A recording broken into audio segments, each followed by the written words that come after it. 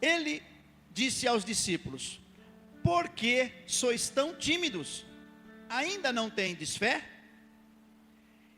E eles sentiram um grande temor e diziam uns aos outros: quem é este que até o vento e o mar lhe obedecem?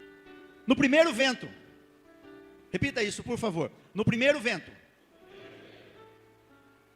os discípulos estavam obedecendo uma ordem de Jesus.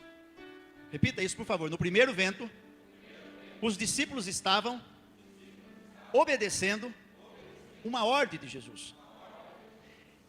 E em obediência a uma ordem de Jesus, eles estavam no meio do mar. E de repente, o barco começou a ser açoitado. Mas veja que interessante. Veja que interessante. Em meio a toda aquela tempestade, Jesus vem andando sobre o mar.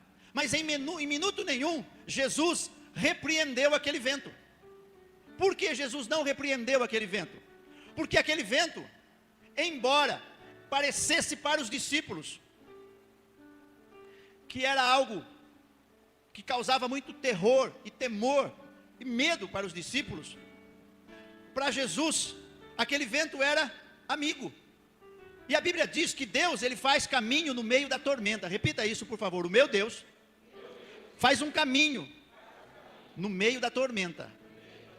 E então Jesus vem tranquilamente andando sobre as ondas, andando sobre o mar, no meio do vento.